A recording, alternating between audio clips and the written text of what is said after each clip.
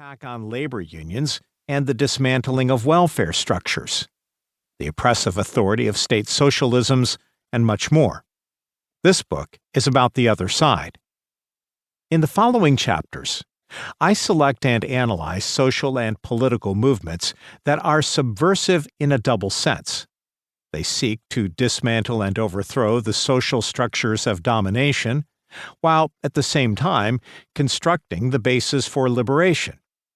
These are, in fact, the ones most relevant for our contemporary political situation, in part because they challenged political and economic structures that were emerging at the time and still rule over us today.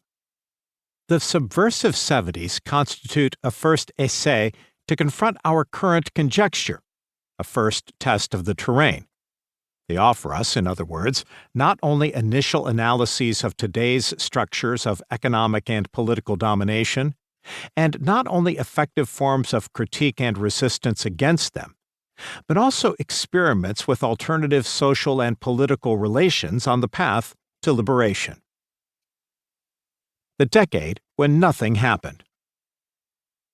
Many of the progressive and revolutionary projects of the 70s remain today relatively unknown.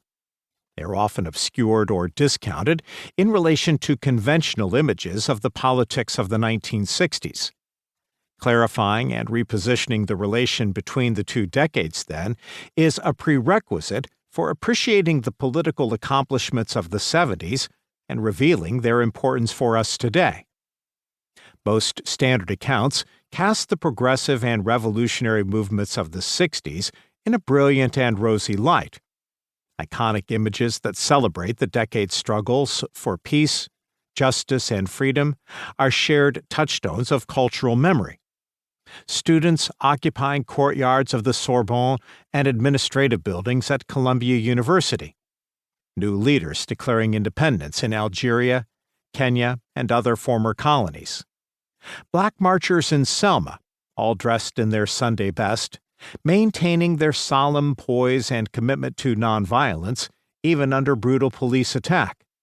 Mexican student demonstrators at Tlatelolco massacred by government snipers. Prague protesters facing off with Soviet tanks. Young people in the streets across the world protesting the U.S. war in Vietnam. These are some of the snapshots in a collective photo album. Such representations, as many authors have rightly demonstrated, are often sanitized to white out the most radical and troubling elements of the global 60s. One consequence of such distortions is to obscure the political developments of the subsequent years. Todd Gitlin, for example, after having celebrated progressive U.S. political culture in the 60s as an era of innocence and hope, laments that by the end of the decade, it all came to an end.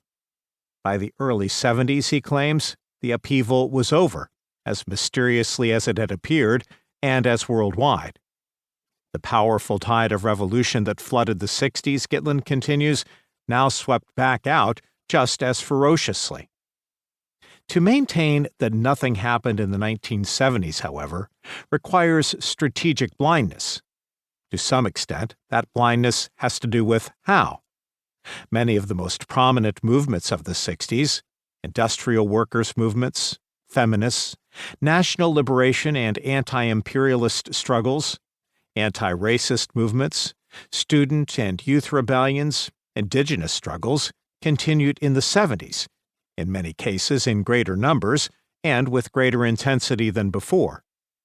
The fact that they could become invisible, at least for some, was due to the fact that they took on very different characteristics, radically altered forms of organization, and new objectives, which did not fit into acceptable narratives. Nani Bellestrini and Primo Moroni, for example, referring to 1968 and 1977, the signal dates of movement activity in Italy, maintain that whereas dominant society could comprehend and digest, so to speak, the forms of protest that characterized the 60s, the militancy of the 70s proved indigestible. This is why, they maintain, we have the official versions of good old 68 and bad 77. In fact, whereas 68 was recuperated,